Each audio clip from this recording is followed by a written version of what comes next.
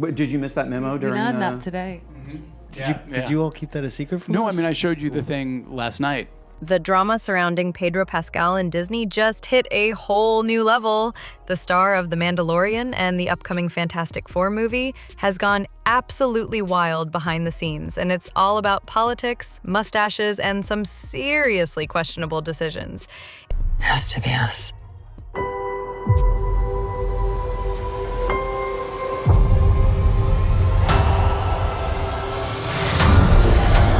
It all started when Fantastic Four was set to be Marvel's big comeback. This movie was supposed to reset everything, fix all the bad press from previous Marvel flops like Eternals and Quantumania, and get the MCU back on track. Instead, it seems like the film is headed straight for disaster, and Pedro Pascal is right at the center of it all.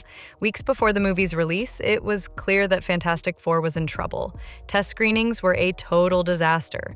Fans weren't impressed, some even called it embarrassing and lifeless. And instead of calming the waters, Marvel decided to make even more reshoots to try and fix everything. But the more they tried to fix it, the messier it got. Marvel decided to shake things up by making the Silver Surfer a woman in this movie. Yeah, you heard that right. They gender swapped the iconic male character and named her Shia LaBeouf. No, not a typo. This is a real name for a character in the movie. I herald his beginning. I herald your end. I herald.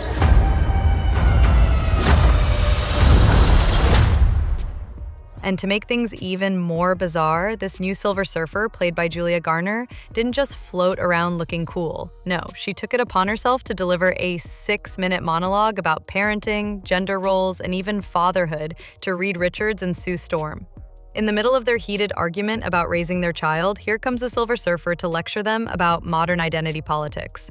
Can you even imagine this happening in a superhero movie? Fans were not happy. We have one from Jeff Snyder, who says here, my sources called it both mid and meh, and not that bad. But that's not good either.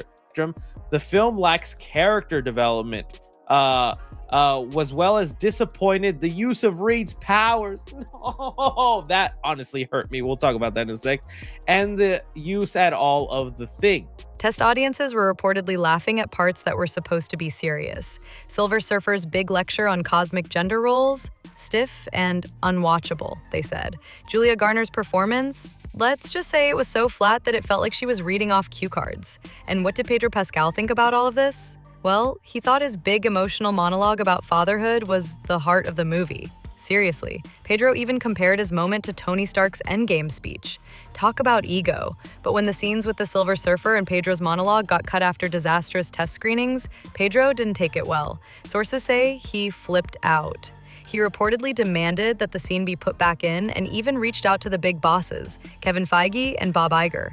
Apparently, he even wanted to make sure Disney respected his character arc. And his mustache. The news is that Pedro threw a fit over Marvel wanting to digitally remove his mustache for flashback scenes where his character is supposed to look younger. Pedro didn't want to lose his signature look. He said his mustache was a big part of his identity and his brand. It wasn't just about the movie for him, it was about his personal style.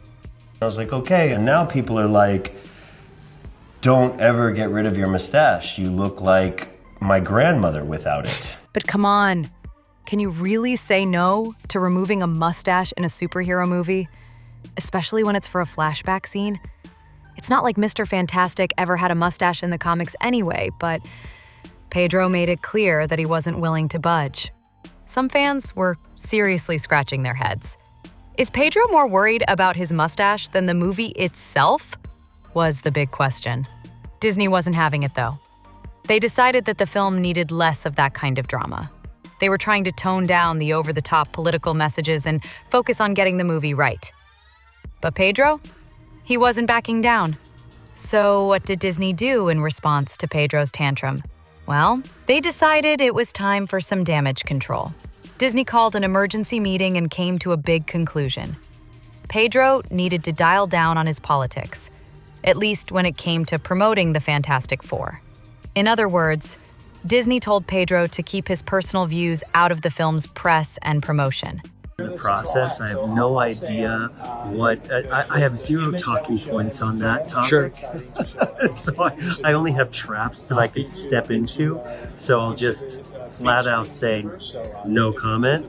This move seemed to be a direct reaction to Pedro's politically charged social media posts and interviews. It's important to, protect people and human beings, especially those that are simply asking for the right to exist in the bodies that belong to them and in the world that they never asked to be brought into. Recently, he'd posted strong pro-trans rights messages that rubbed some fans the wrong way. Fans expressed their disappointment, with many even saying they'd unfollow Pedro on Instagram because of his politics. Pedro, of course, wasn't afraid to fight back. He dismissed the critics and even compared himself to other actors who also shared their views. But Disney wasn't about to let him cause any more problems. They started slashing Pedro's press appearances. No more interviews. No more TV shows promoting Fantastic Four. Disney clearly thought that the more Pedro talked, the more trouble they were in. So they pulled him from some of the high-profile media events. This was a big move because, let's face it, Pedro was supposed to be a star in this film. Now, he was being kept on a short leash. If this whole situation sounds a bit familiar, that's because it mirrors what happened with Rachel Zegler, another Disney actor who got into hot water for her outspoken views. Remember, she was out like a couple years ago being like, there's certainly not going to be a prince rescuing me, I can tell you that. And then even Disney got on its heels and they're like, we're going to reshoot the movie immediately. Like, we're going to make some changes because there was so much backlash to her arrogance and just inanity. But unlike Rachel, Pedro didn't just quietly accept the consequences. He fought back.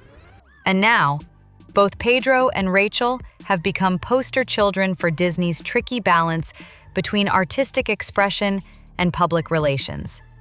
It's clear that Disney doesn't want another Snow White disaster on its hands. So, what did they do? They went after Pedro. And just like that, the Fantastic Four movie became a whole new drama behind the scenes. This isn't just about Pedro's mustache or his political views, though. It's about the bigger picture. Fantastic Four was supposed to be Marvel's big fresh start, a way to pull the MCU out of the slump it's been in. But instead, it's become a train wreck of miscasting, behind-the-scenes drama, and missed opportunities. The casting choices have been questionable. Fans aren't exactly thrilled with the picks for Mr. Fantastic, Sue Storm, Johnny Storm, and Ben Grimm. The team's chemistry, reportedly non-existent.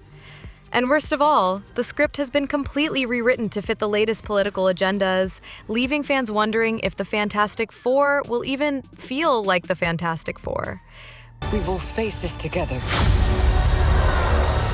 We will fight it together. As a family.